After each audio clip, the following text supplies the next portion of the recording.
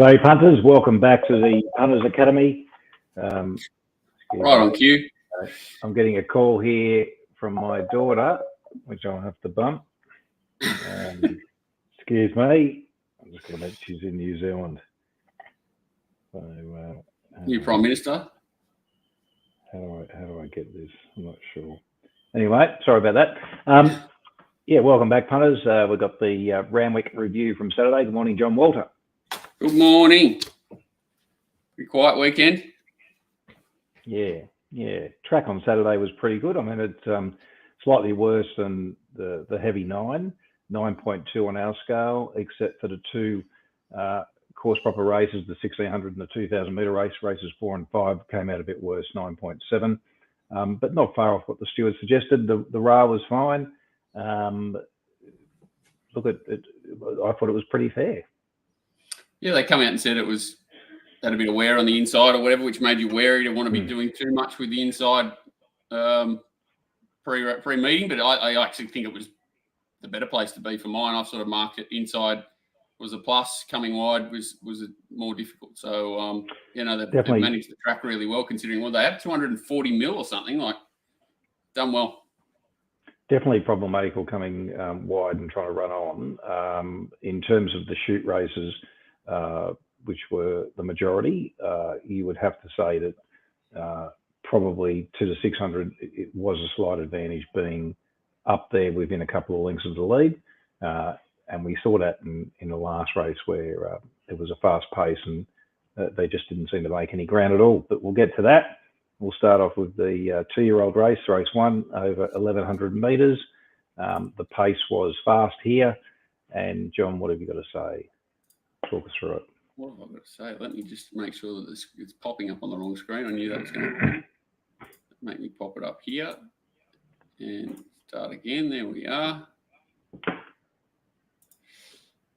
This is the horse I was on for my gonads last start, and Kathy decided to jam it outside leader and then go back to the fence on probably what was the most biased track in history. So I think missing the start probably played into this horse's favour, which sounds funny, but I think it's a much better horse ridden off speed. There was enough tempo up front to let it get into the race, in a really good ride from Clipperton, who just continues to improve. I thought his ride was as impressive as the win, to be fair. Look, it was okay, this race. I mean, first use of the track, obviously an advantage. I think you're right. I think the winner was probably helped, given the way the race was run and the outcome. Second last and last horses, both lame, so probably contributed to their large beaten margins. I don't really think there's much to follow out of the race myself. I think it'll produce a lot of winners, but in different areas. There were like sort of go back to the turn. So this horse forecasted it was 2 out of 5 lame or something like that. Plus it was dragged out of the race at the start and then taken to sort of no man's land out here. So I don't know whether that'll be the end of him for this prep or not, but I think he's a pretty underrated horse that can come back and do well going through them. So I think this horse had won a 900-metre race at Musselbrook, jumping to 11, so it was always going to be tough.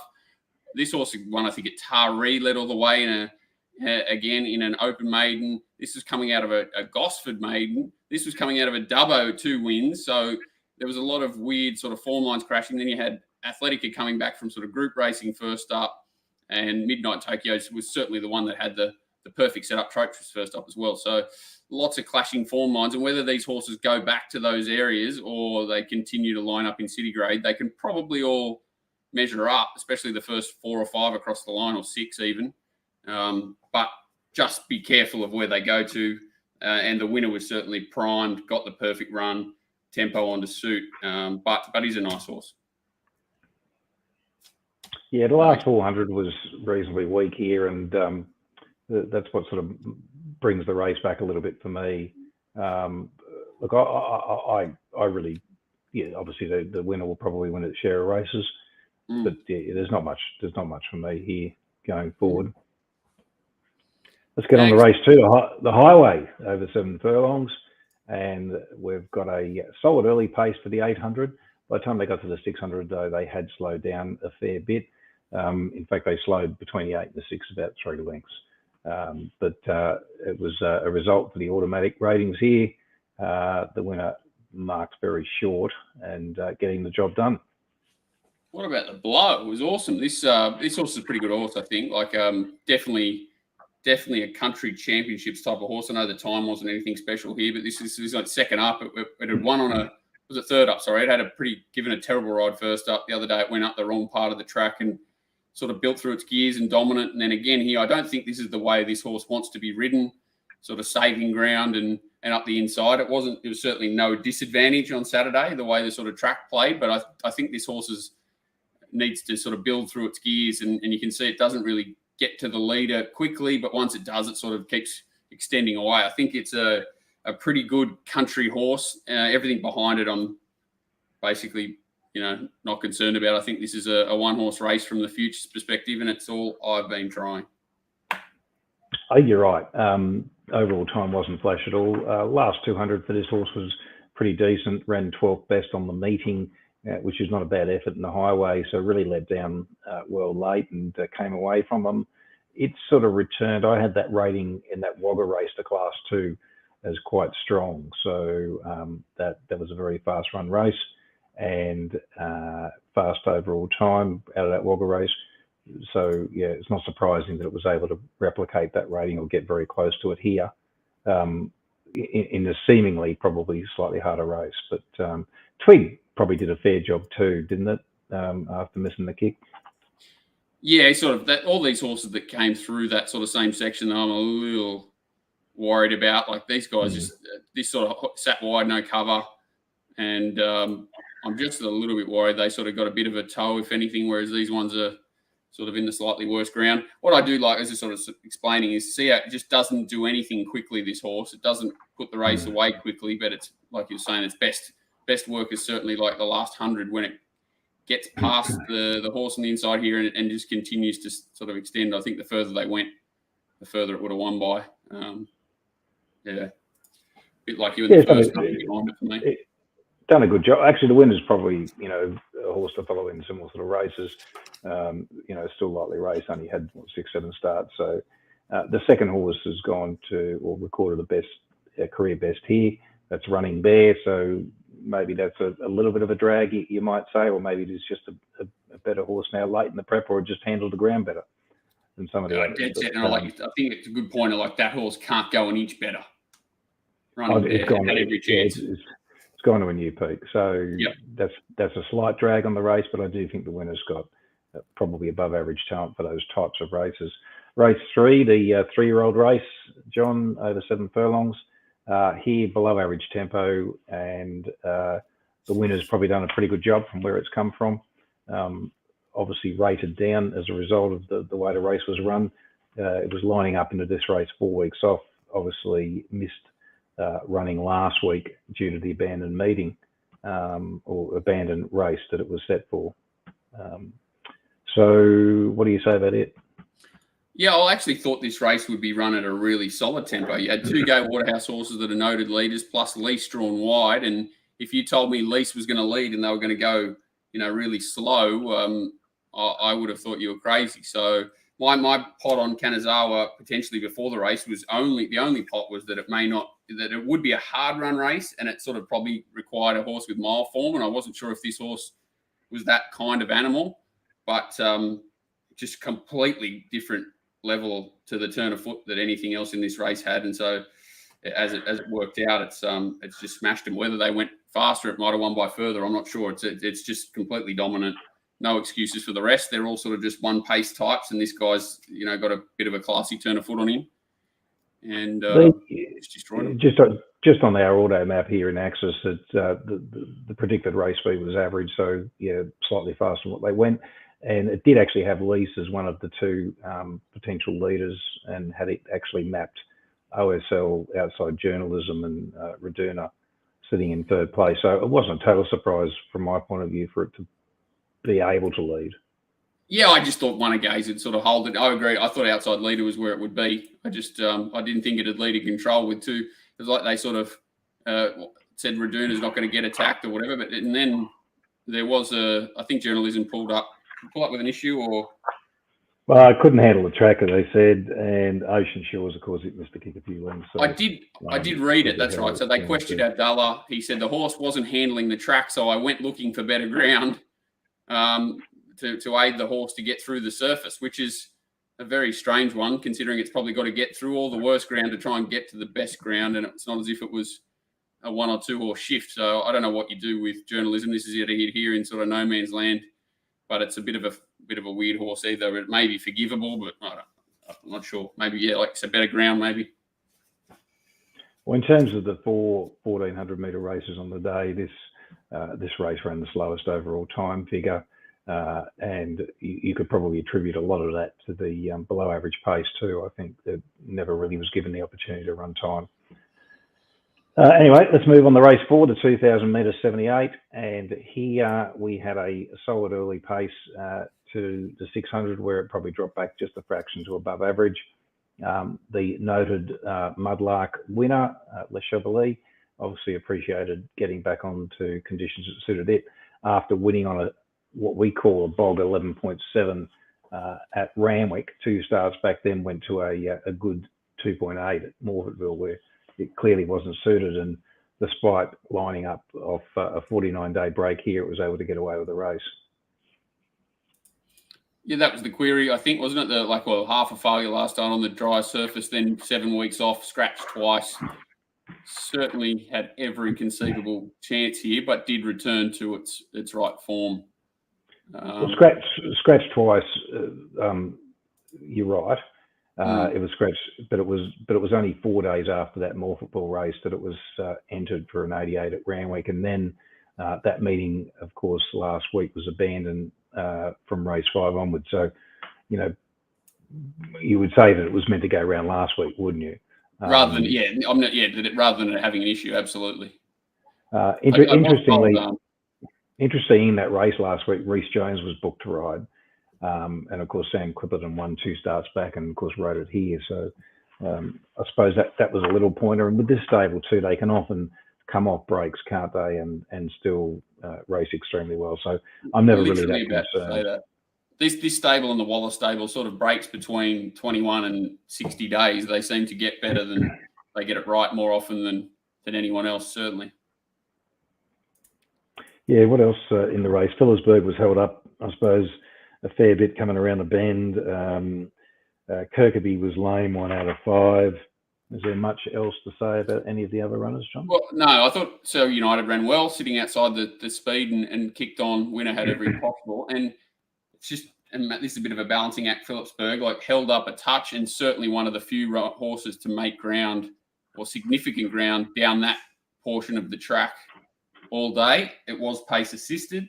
So the balancing act of matching up the pace assistance compared to that little bit of hold up and coming down the wrong part of the track, I thought it was a good effort and the horse was going well, but very difficult horse to follow because it does need things to go its way. Whereas So United, I think, is ready to win a race if it can control. I think if it had a lead there instead of Nothing Sweet About Me, it would have won.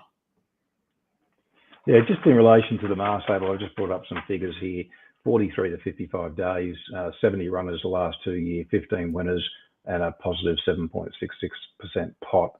That's at SP, which is outstanding, and that's assuming a proportional bet. And even if we take it from 56 days on, which is really what I call the spell, they're only losing 3.76% at SP, so they're also outperforming that batch of runners. So yeah, you're right. It's something that you shouldn't really be that concerned about with this stable, and especially when there's a top rider engaged. Race 5, let's get on to that. This is the mile 72. Here, solid tempo early. By the time they get to the 600 above average, they have slowed down a little bit between the 8 and the 6, about 1.7 lengths. And the winner, Multiplicity, got the job done at big odds. Yeah, it's this is it. Is it getting? I'm going to check what horse it is. Check that I'm not going mad. Yeah, so that's not it. It's this is another bit of a balancing act for mine. So the horse is first up. I think this is it back here. Or is it the one in front of it? It's the one in front of it, and they come around, and she kind of misses the boat. This is it. Is the one back there.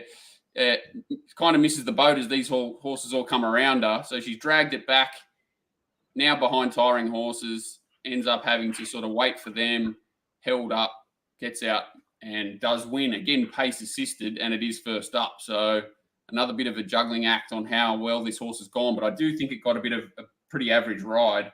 So definitely not looking to be too negative, even though the time is pretty average and the last sections are very ordinary. Dr. Evil sort of got out into that no man's land, and I don't know if Cruel Summer runs the distance. So I'm a bit worried about the race overall, but the first three across the line have probably got enough merit to save them, and I'll probably rather be negative about the sort of 4th, 5th, 6th horses who had, or these horses who had their chance, whereas at least these guys have done something. Even Rondino had an excuse. I think it got checked early, got over racing, hit the rail.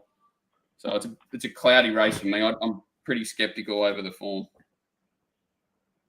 Yeah, too. I mean, the D-Pain stable is not really a noted first up stable, right? So it should improve, right? Yeah, you'd think so.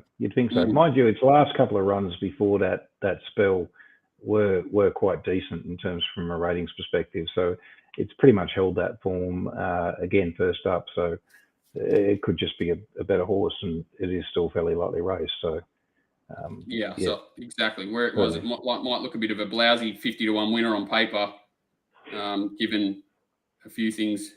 I'd be scared about being harsh against it. Okay, let's get on to race 6 bit to talk about out of this race, John. We'll probably get more into it in question time. Yep. But in terms of pace here, we've got a average pace early. By the time they get to the 800, has slowed down significantly. 5.4 lengths slow down between the 800 and the 400. So incredibly good fortune for T. Clark there on conscript. A couple of lengthy stewards' explanations around Easy Signal and Snow Zone. The two on-pace horses contesting the early lead with, or should I say not contesting the early lead with conscript, and of course both reasonable explanations on paper. Casino Kid, I thought, did a pretty good job running on, totally unsuited, and ran some slick sectionals. In fact, best of the meeting, 6, 4 and 2, adjusted for distance, of course, and it's probably come back well, but needs more racing.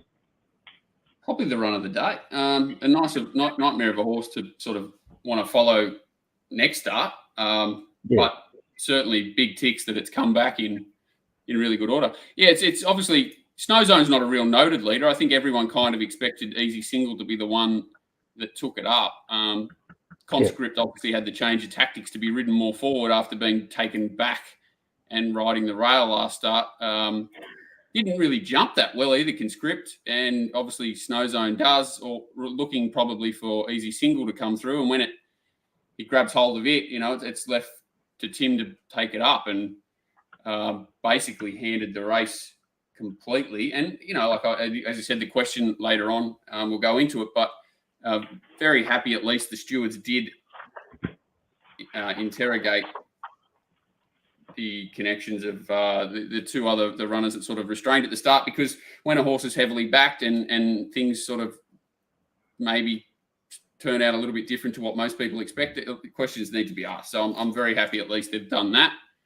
But from a race perspective, Conscript was handed on a platter, and I agree with you. This guy coming home late first up, who was never really in contact with the field, completely unsuited by a slow tempo, and made ground in, towards the no man's landy sort of area through the line.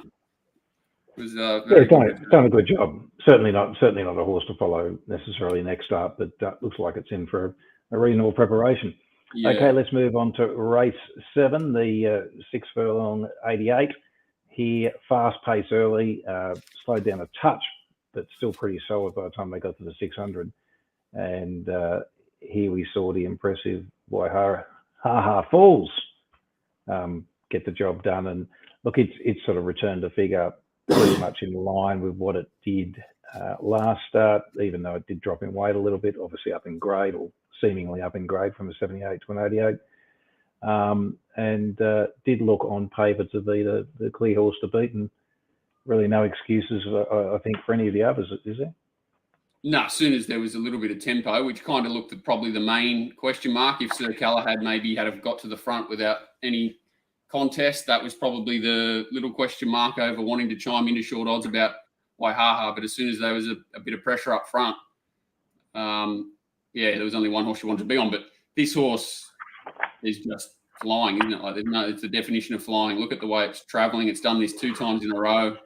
Absolutely smashed 2 fields in a row. This is an 88. I could see this horse certainly if it holds this form for the next sort of 4 weeks, picking up a stakes race while some of the better horses aren't ready to rumble.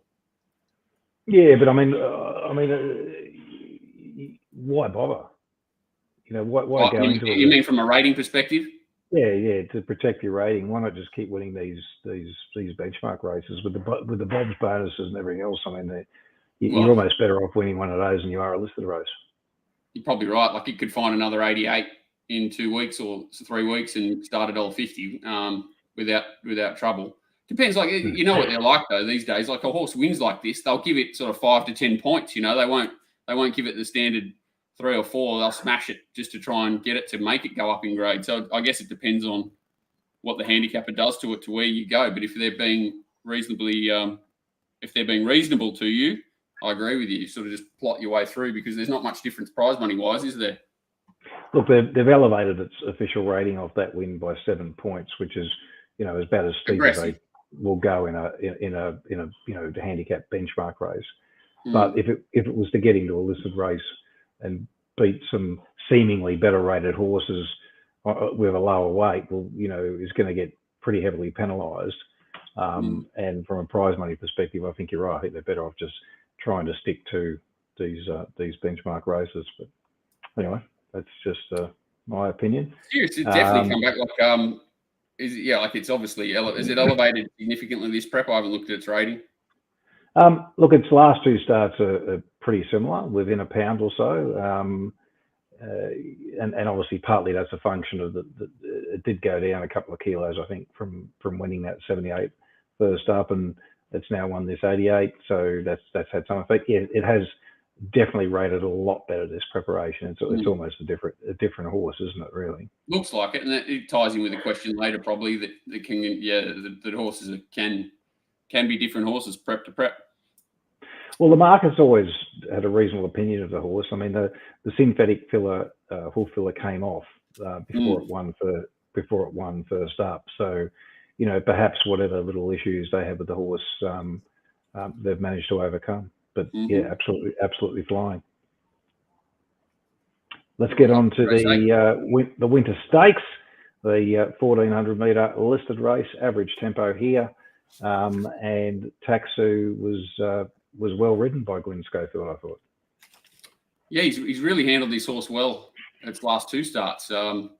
Probably the dry track last start everyone was kind of wary of, and this time it certainly looked to have conditions to suit, but he made the most of it yet again. Just really honest horse, takes off at the right time. He's controlled the speed completely. He's in the right part of the track. No excuses for anyone else except for the second horse, who does sit wide, no cover, which no one really did on the day and ran well. And obviously the tempo's pretty light here, so that aided him to be able to do that, but still the horse is going very well. Love Tap, cardiac arrhythmia, pulled up with it. Didn't know that. Missed that one. Maybe a forgive for it. Jojo was a man, obviously racing really well. Taxu, Glenn Schofield seems to have been able to settle this horse, and otherwise it's a bit mental, isn't it? Or it can be a bit mental up in front. Chief Altoni, a bit disappointing after a couple of good runs there in Melbourne, but I suppose 6th run into the preparation, maybe there was some excuse there, or maybe it just didn't handle the conditions well. Who knows? But certainly backed like it was expected to be in the finish, wasn't it? It was very well supported, especially late, and it definitely was. Well, it definitely had its chance. Well, it was well in this race. It dropped 6 kilos or so, even after Thomas Stockdale had been riding it in Melbourne with the claim, so effectively handicapped off 62 prior to those claims, and dropped to 54 in here. So that probably was part of the reason, I would suggest. Oscar Zulu, good ride there by Bowman. straight out, showed good gate speed, and then eased back and let the horse sort of find its feet. But I suppose it needs to get into a suitable race, and I do think that perhaps on a drier surface, or at least not a heavy surface for it. How does Bowman get from outside of accessible to on the fence behind here? It's just one of the great manoeuvres. Look at this. Like he dead set a half length inside him and somehow slots across in front of him and into the right spot. Yeah, too good. Very good rider. I didn't mind the run of this horse. Like very keen, dragged out of the race as well a bit, but not nowhere near as much as Oscar was. Doesn't have the natural speed, but keen, then sort of detached and slow tempo against. Comes widest, to saying is not the ideal spot, and sort of just revved up. Another nightmare of a horse to follow, but if it drew a gate in a similar race, I think it can improve. I think if it had got the run that Oscar Zulu had, it would have finished in front of it. I think so. Accessible, runs sixth with a gap behind it. Maybe a horse to forgive. Agreeable? We're talking about? Yep. Yeah. Yeah. What do I call no, Agreeable.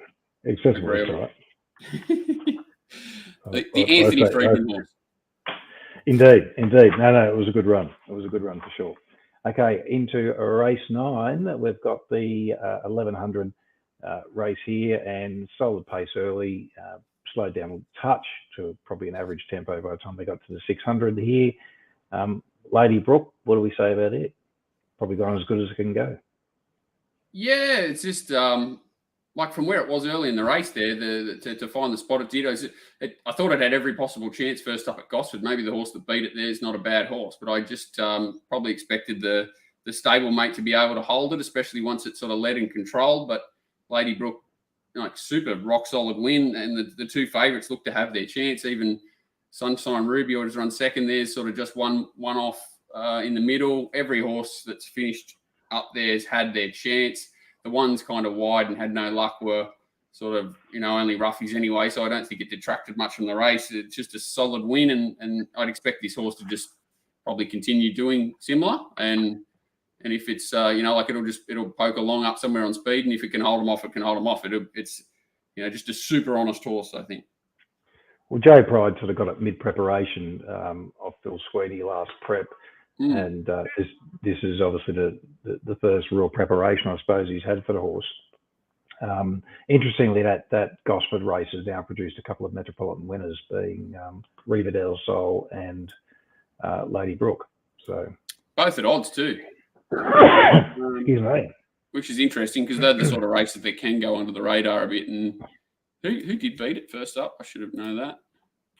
Humble Star, I think, wasn't it? Yeah, that's okay. That's the horse of David Pfeiffer. So it'll be interesting to see where it goes around. I'm sure the market will probably find it now, but definitely no fluke in that win from Lady Brook anyway. And I didn't find much behind it, except Rupert Tar ran quite well, sitting wide, battled on quite well. It's a horse that can certainly improve with a softer run in transit. Yeah. Okay, on to the last 7 furlong 78, and we've got a fast pace here, which really sort of played into the hands of the favourite, and which was well supported and demolished them. I backed 5 horses to beat it that I thought would run on because I thought they'd go 100 mile an hour, and I'm still waiting for them to run on. Yeah, it's funny, that sort of race, wasn't it? Yeah, nothing really ran on. So. Maybe they'll run on this time. If this time we watch it, they might run on. They backed this, didn't they? Like there was absolutely no settling. I couldn't get it that short. And I still can't get it that short after it's 1 by 4. So I was just completely wrong this race. I thought they'd break the sound barrier, which they did, but I didn't think it would suit the on paces, and they've all hung on. Yeah, like just having a look at what my automatics had it 4 to 6. So yeah, it's on ratings. Obviously, that someone's fit like yourself. That makes sense that it's come up very short. I just thought all these horses would sort of gas each other. He did lob in the perfect spot, didn't he? Like he didn't contest the speed duel. He just sort of travelled behind them. So he's probably had his chance more than the other ones who were attacking each other. But just weird that even like Titanium Power set outside leader, gone 100 miles an hour, put it away and kicks on. Like it's not that sort of horse for mine. I know it's a sort of tough horse, but all these guys that have got 2,000 metre a mile form just couldn't make up an inch. Like the catch is coming back from 1,800 and you can see it sort of grinding away. They just couldn't make up an inch of ground. It's bit of an enigmatic race. I don't know what to do with it. The time overall is obviously pretty average off a fast speed, so a lot of warning signs over the race. Yeah, look, I thought Titanium Power did a pretty good job with 62.5. Going so quick there outside lead, only to be beaten the 4 lengths. So I think he's done a good job. But as you say, the time was a bit lackluster given the fast tempo, which that certainly does put a bit of a smile on the race. But other than that, what about horses to follow, John, from the meeting? Yeah, I think that the highway horse is probably obvious, but not as obvious. I think it was a hit. I had plenty of hidden merit, and I've been trying. I think if it goes again in this sort of grade, it'll measure up no problem. And I think it's a definite country championships kind of horse. If they keep it, if they don't win too many races before the country championships come around. Kanazawa is definitely going well at the right time of the year, and Casino Kid, but not yet. Just keep an eye on it. Wait for it to get to the right race. Yeah, I think I agree with you on Casino Kid. Not next start certainly, but as it steps up in trip, look, Waihaha Falls is obviously flying. It's pretty obvious, and I suppose the other one that maybe I'd be interested in is, as you say, the highway horse in similar races. So anyway, I think I was jockey on it next time. I went to a mile. I think it'd win by further. I haven't been trying. Yeah, I think it's a real senior jockey horse. Like, I'm not trying to knock Ellen; she did a good job, but I think it's just a horse that needs a bit of a rev, to get it going through its gears, and a strong rider will extract an extra length or so out of it. Okay, let's get into the question. Oh, the only other thing I was going to say in that last race, Zoracat pulled up lame, and Royal Zell was coughing, and they were beaten out of sight, both those two. So perhaps forgives for that. Let's get into the questions this week, John. The first one here is from Trackside Trav. I have my thoughts, but I'd like yours. Which states support their racing body and those that don't, and why don't they? Is that like we're talking government? Federal, state government? I suppose, yeah. I think we're talking state government level. You would be able to answer this better than me. I know the New South Wales fella from Tamworth seems to be on side with PVL. Like, he seems to align pretty well with him, but I don't know how much support we get. I don't really know much about this question, so I'll leave it to you. Look, I don't have a great answer either. In fact, doesn't everyone get on with PVL?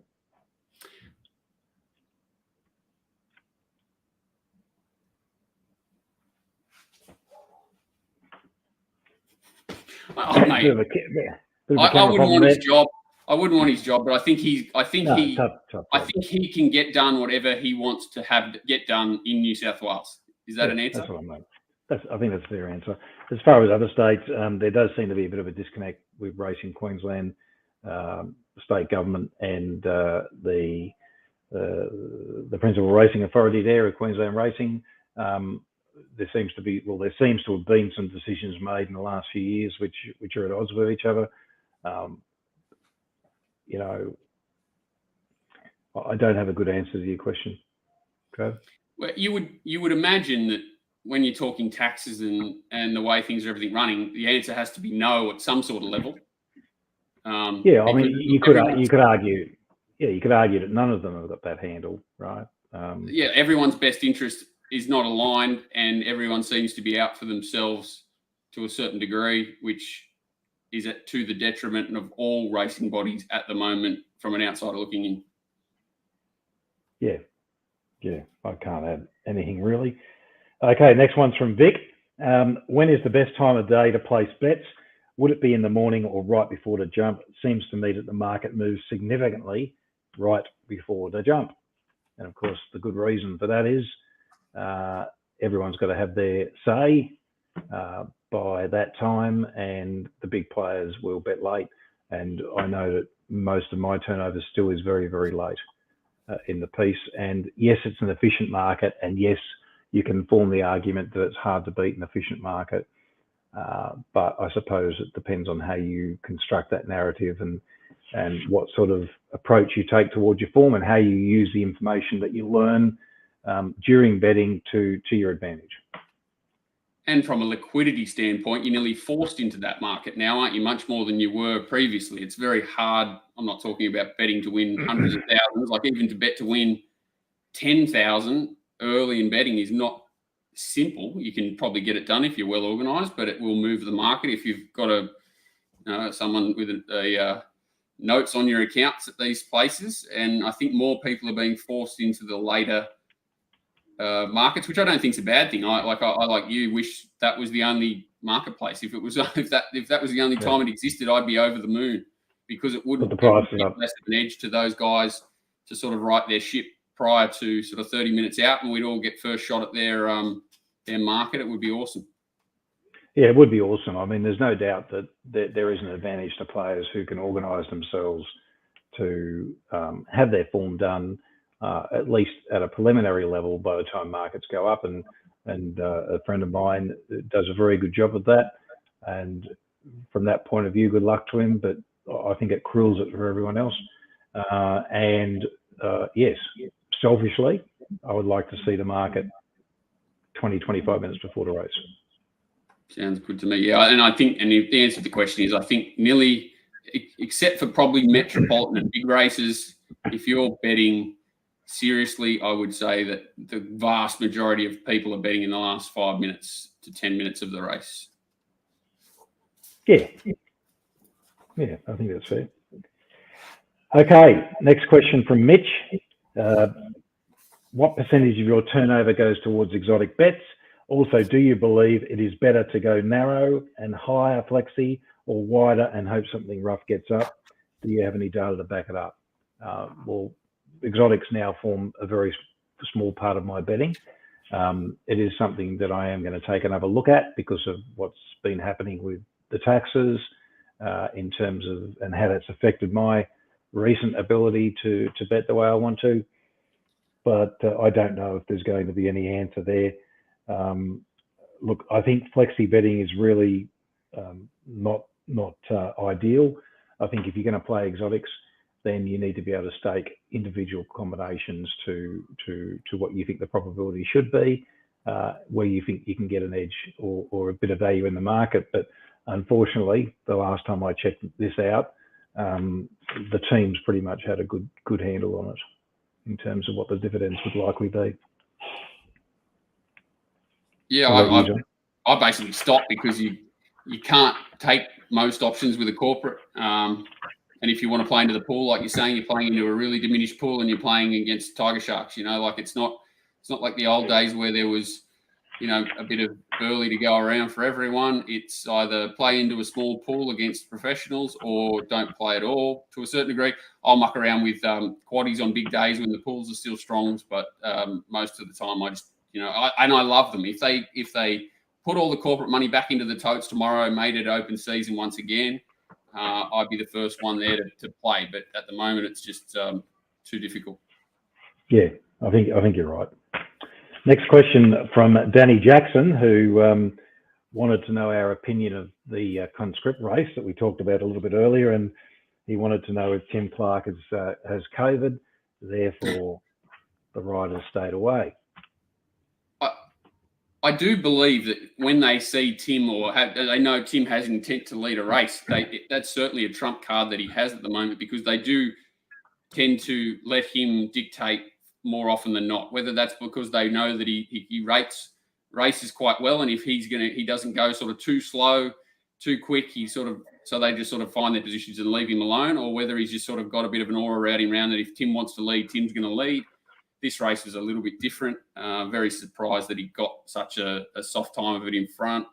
Very happy that the stewards went on with it and questioned all the riders about, change of tactics, ability to hold a position that they maybe didn't. It does seem like most of them had plausible responses, but definitely a race, like the winner well backed.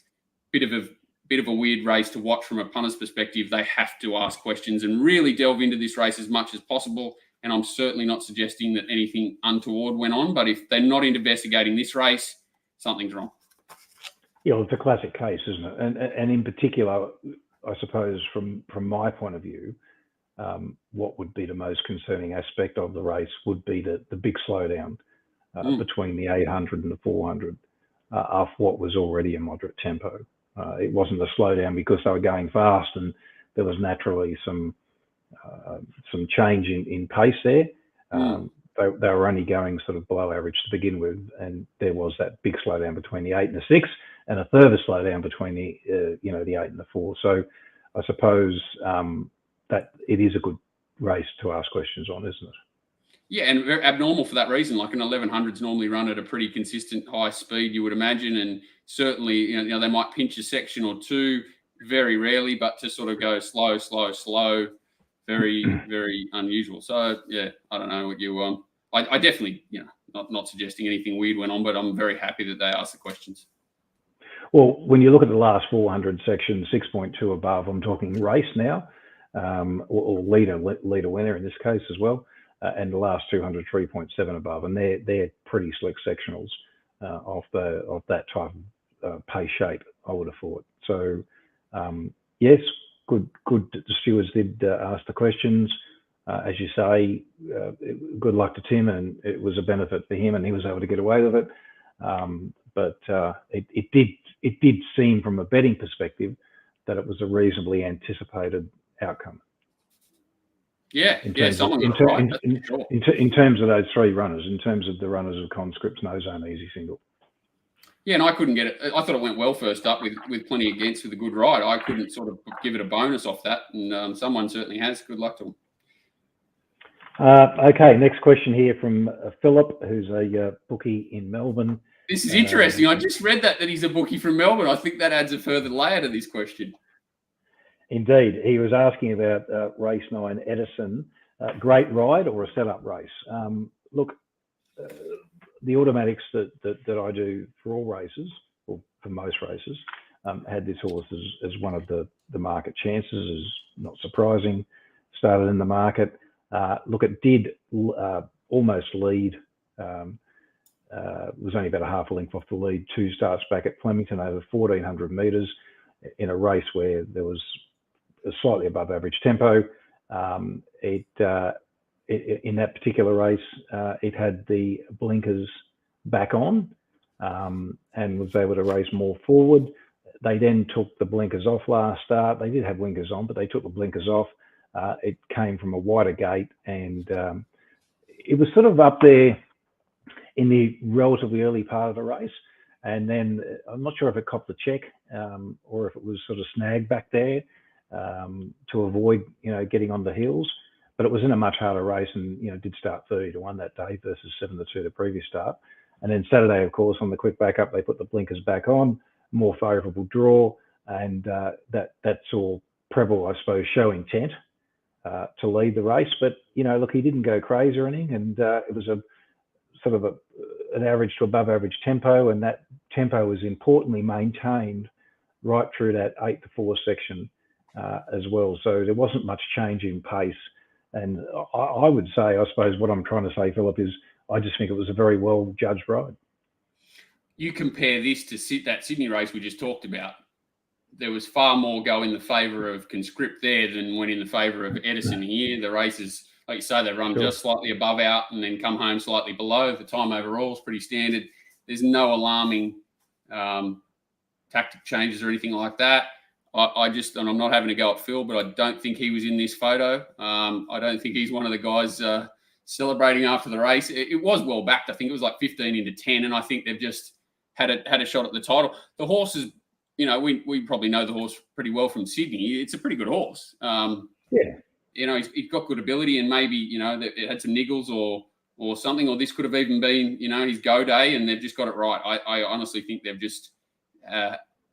They've had a plan, they've executed, and they've pulled off a little betting punch. Good luck to them.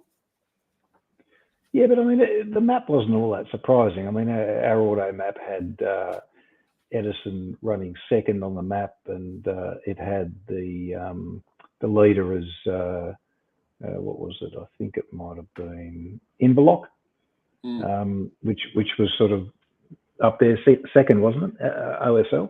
So yeah, I had a quick look. Nothing seemed out of place. Yeah, I think the fact that there was a better draw, horse was fit, it was having its fifth run into a preparation on the quick back up. a better rider, and you know, Bit of intent. a bit of intent. Mm. And I think that probably made the difference.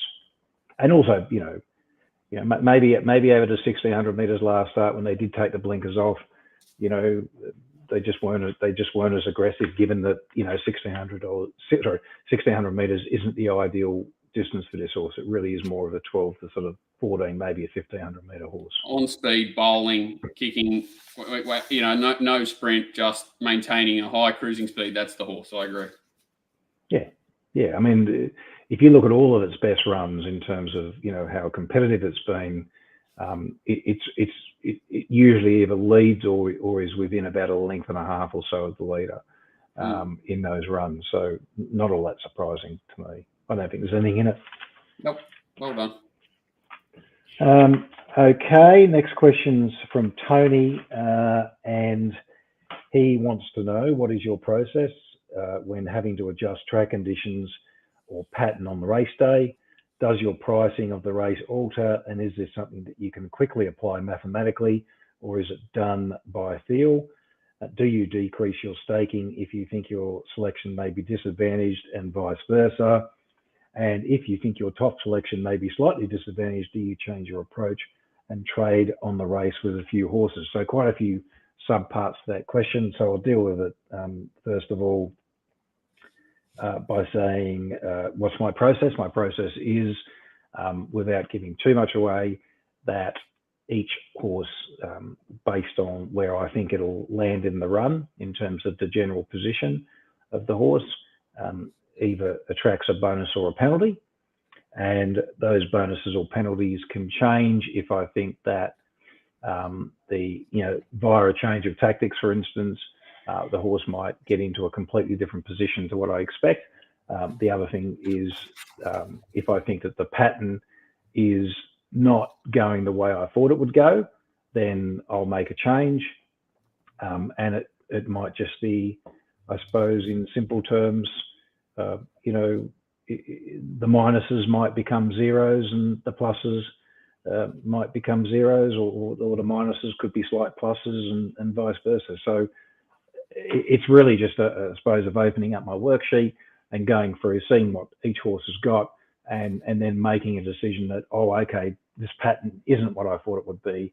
Therefore, that penalty that I had applied, I'm going to take it away and neutralise it, or that bonus that I gave that horse is now, or should be even greater. So I'm going to up it a little bit, or I might remove it. So it's just really a series of pluses and minuses to what I thought the horse was, where it was likely to be on the map. But it can be significant, right? Like, it can be really significant to your market. The changes. Well, okay, so yeah, so if I go, depending on the distance of the race too, it'll change slightly. But let's say, I don't know, the 7 furlong race, and if I think that on-speed horses are going to be advantaged, and I've got this horse mapping on speed, and let's just say, in an extreme example, based on the gate that it's come from, where it's likely to be, let's just say that the horse is getting a length advantage over its nearest counterpart. If I think that that's neutralised, and I now think it's a zero, then yeah, it could double the price of the horse. So yeah, I might have the horse 4-1. And it's a different race. It's a completely different race. Yeah. So whilst it doesn't sound like a huge amount, the cumulative effect of it can be significant. I mean, they're rarer scenarios. They're not often that they happen, but they do happen. So yes, my pricing does alter, and it might take me a minute or so to recalibrate that. Do I decrease my staking if I think my selection may be disadvantaged? Not really, because the effect of the position in run, or my anticipated position in run, and my anticipated pattern is already built into the price. So it could well be that my top rated horse is still my top rated horse, but I might have penalised it half a length, or whatever it might be, for the position of where it's likely to be. Yet it still has an overriding dominance over the field, which leaves it in top top place, right? So if I think that that the market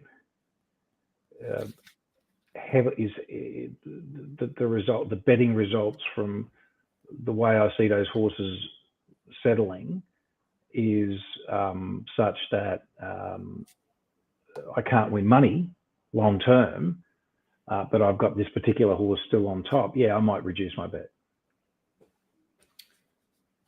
I'm a bit more of a field person. So these sorts of things, like this is, I'll answer it. The one thing the one thing is that's dangerous in these situations is FOMO. And if you really like a horse, but the pattern is against you, but you're worried it's going to win somehow, then that's like for most punters, I think, that aren't clinical, like, and I call you more of a clinical punter, right? You're not really worried. You're playing the numbers long game. Okay, this is where I change it to. This is the price. It doesn't fit now. On to the next. You know what I mean? But if you've been waiting for a horse and all of a sudden, it's going to be midfield, it probably needs a bit of a run-on pattern to be suited. It's hard to run on. You've really got to be more clinical in your approach and be willing to be negative towards the horse that you've started out the day positive on. I think it's probably the hardest thing to overcome in punting is being wrapped up into a horse to a certain degree, and then things aren't looking like they're going to favour it, and being able to dismiss it or let it go around. You know what I mean? I think that's probably one of the hardest things to do as a punter, is to go in the day with a set and be really keen on a horse, but then have the you've got to have a set of balls on you to let it go around and win without you, potentially.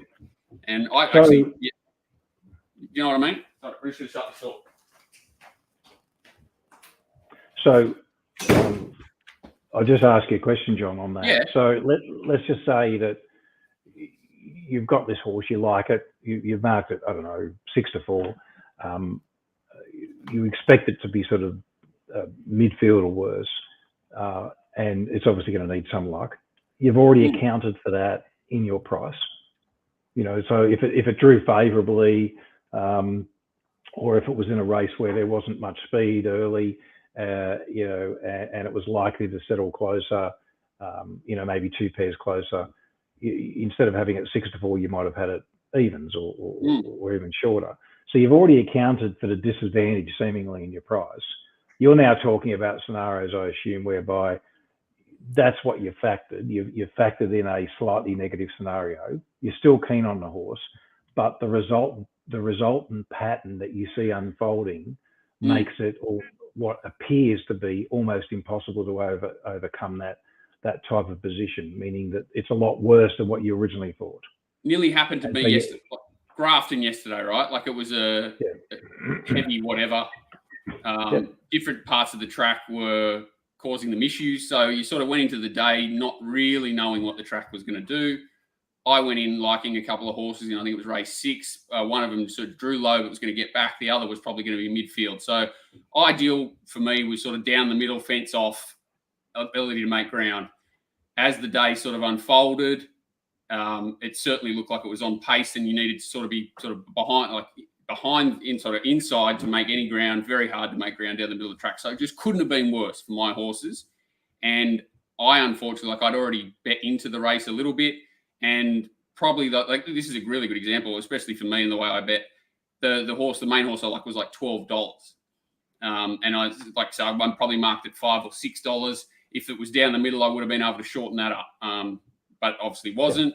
I still backed it, and the horse got beat 6 or 7 lengths. So, and going back, I definitely made a mistake, because, like you said, it was nearly an impossible position to overcome the way the track was racing, and I should have, traded out or just completely discounted my opinion and started the race again, which I kind of did for the Grafton Cup. It was just sort of 1-1s 2 by the time, and handled that race 100 times better. I even told my wife, I remember before, I was like, I don't know why the heck I bet in the previous race. This is the first race, should have been betting in all day. So it happens to me, but it's just so easy to get attached to an opinion and not want to give it up when the pattern's clearly, against you. And I think that's probably one of the hardest things to do for someone who's not a more clinical punter that just sort of makes adjustments and sticks to it, and that is you've got to do that. As myself, you've got to be able to make those decisions correctly, because long term it's going to hurt you if you don't. Well, I mean, aren't we both sort of doing the same thing? Like, okay, I might be mathematically putting a number on it, but we're both really saying, hey, the resultant pattern is going to be more detrimental to these types of horses than what I thought it might have been. Therefore, I'm going to make some adjustments, either anecdotally or through numerical means, and I'm going to make it harder for those horses. I'm going to make it harder for me to get on those horses. You know, I thought it was a 6-4. I thought it was a 6-4 chance with a reasonably fair track. It's clearly not a fair track. Horses just can't seem to make ground. There's not likely to be a pace scenario that's going to overcome that for this horse.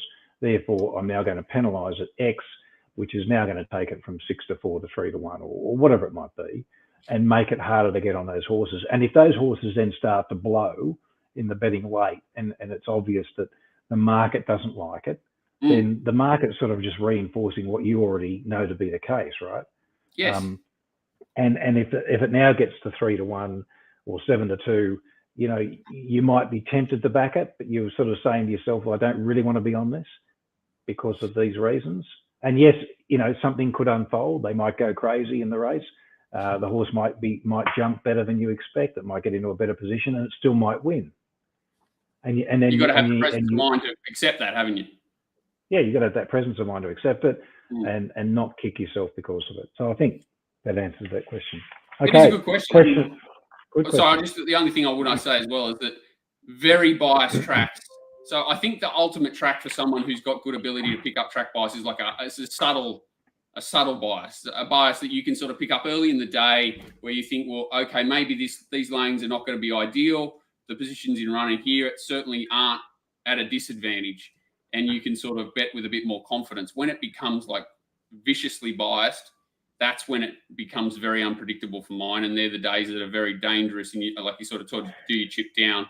They're the days you've got to be very careful of, because all of a sudden, you know, you've got 5 horses rushing for the front when it looks like it's a lead, a rail bias, things like that. So I think subtle bias are the best biases for people who are really watching closely, and you know, savage biases make days very unpredictable. That's I do, especially late in the day where they can overdo it. Yes. Yeah. Okay. Question of the week for TopSport comes from Les. If you've got a certain rating on a horse, how many below par or disappointing performances does it take before its rating drops significantly? And can you forgive a poor prep completely? Look, it's such a good question because, look, each horse's rating, Les, is not constant. We're not talking about it in the context of, you know, a master rating or like a handicap rating like the official rating is. Each horse achieves a rating based on its performance on that particular given day. Accounted within that are things like margin or beaten margin. You know, there's a weight carried adjustment there, obviously, and that sort of varies depending on distance and other things. So if a horse produces a good rating, and I suppose that there's a reasonably good recent context for that. And there's a horse called Arapaho who jumped out of the ground and rated very well when it bolted in on a wet track there at, was it Rose Hill, John, I think, from memory? Yes, it was. It's that wide, yeah. Where it suddenly produced a rating which was well above its sort of mean rating, and did so with little expectation by the market. I think it started around 20-1 or something, or 25-1. And then it came out the following start, and I still backed it. And so we're now talking about a horse that, you know, produces a big rating number, and then, you know, what's it going to do next up? Well, it's likely to regress, sure, and it did regress, and I expected it to regress. But when it got out to, I think it was around 11-4, 3-1 the following start, I still decided to back it because that to me was enough of a premium to warrant taking the risk. How do you think Josh Parr rated that day? Not the best. Couldn't help myself. And then of course I think the horse then, you know, went off a little bit further, and you might say, well, you know, so how long do you keep anchoring that one-off rating? Well, I think that unless there's an excuse. I mean, there's two factors here. What the horse produces is partly a function of what it actually does, but what was it expected to do. And I'm a big believer in what the market has to say. Not completely, it doesn't overtake my assessment, but it gives me context in terms of how that performance was earned. So, if it earned that sort of performance as a favourite, well, then it was sort of expected to do well. If it earns it as a 20 to 5 to 1 chance, well, then you would argue that it wasn't expected to do well, and therefore, depending on what sort of race it goes in next time, there's some sort of regression that's likely to occur. So there's so many different scenarios here, Les, but there's another scenario where a horse doesn't come up for whatever reason in a preparation. It has a first up run, it races well below expectation. It maybe has a second up run or even a third up run, and they too are also below expectation. And then the horse gets tipped out, and there could be some gear changes. There could have been some excuses. It might have been lame. It might have been caught wide. They gelled it. And for whatever reason, that poor preparation could then be followed by a very good preparation, and that good preparation could also have lead-up indicators to suggest that it's likely to be a good preparation. Much better trials or whatever it might be from that horse. So yes, you can forgive a poor prep completely in certain circumstances. Generally, though, for me, it's more to do with lightly raced horses. So lightly raced horses that might have one or two runs that are well below standard or expectation. I'm more likely to forgive those, depending on the circumstances of what happens next. For a horse that's very well exposed, I'm very unlikely to forgive a poor preparation completely.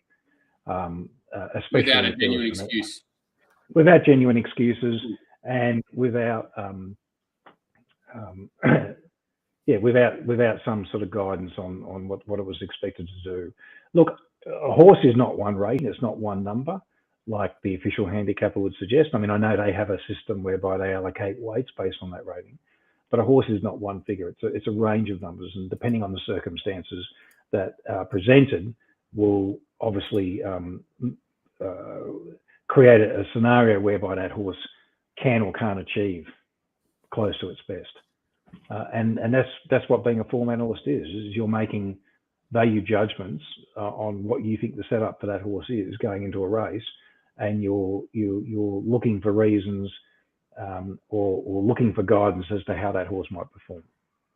Is that what? Very cool. Yeah, I think this is right in my wheelhouse, as in this is kind of what I think I specialise in. And like you're saying, I think there's not many horses from one prep to the next that you know what you're going to get. And the more information you have, the better the decision you can make as a form analyst to try and decipher whether it's a horse going from a 2-year-old to a 3-year-old year, 3-year-old to 4, whether it's just coming off a bad prep. Even if it's coming off a good prep, if you don't have trials to look at, you really don't know what to expect from that horse. So any preparation, trials are a really good lead up. Having excuses in your notes from its last preparation, whether it be, bias, a physical issue, something like Wahaha Falls just come back, as you said, with synthetic hoof filler off, bar plates, gelding, cardiac arrhythmia, any of those things, you've just got to really treat those with respect and pretty much be forgiving. And if it's come back and trial better than it has, or back to how it was, you've got a reasonable argument to sort of expect that horse to be forgiving of that preparation. But you need evidence. You can't just guess. It's not like a horse runs for argument's sake, 100 rating or whatever you want to call it. Next prep, it can't get past 80, that you can expect it to return to 100 without any, physical evidence. So you're always looking out for indicators, and then you want something physical to back it up to really have any confidence in what that horse is going to do. You can be, if you've got a big edge in a market, like a big price or something like that to overcome, you can probably be more speculative when they're sort of resuming or something like that. If you've got an opinion of a horse and you can build a narrative that it was forgivable last preparation, and you're getting odds to dive in first up or something like that, and there's a lot of upside, I wouldn't knock that. But if you're if you're looking to attach a big number or a previous big number to a horse, you want as much physical evidence as you can get to support it. Agree. Good Great question. Yeah, and the one before that was good too. Actually, the more we got into that previous question from Tony, there wasn't much in it, but Les gets the money this week. Indeed, well done, Les. Okay, punters, we'll be back next Monday with a review. I don't think there's going to be a show this week in terms. Where's this vote? You keep saying we're going to put it up to a vote that we can talk about other races, and I haven't got my voting slip yet. Why do you not like me on Thursdays anymore? I want to talk about garbage races. Let's go. We might have to develop a new segment.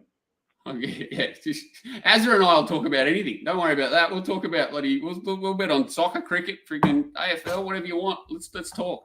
Anyway, but the racing's not far away, right?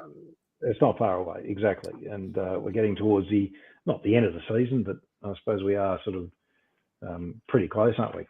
Yeah, I think all the major racing's done, isn't it, for this season? And we're not far away from new season, 2-year-olds, all that exciting stuff. Yeah, 3-year-olds or 2-year-olds coming back as 3 and seeing what makes the age improvement and what doesn't. And there's some, there'll be some interesting pearls to be had there. Other than that, thanks for watching and thanks for tuning in, and we'll catch you next week. Cheers, guys.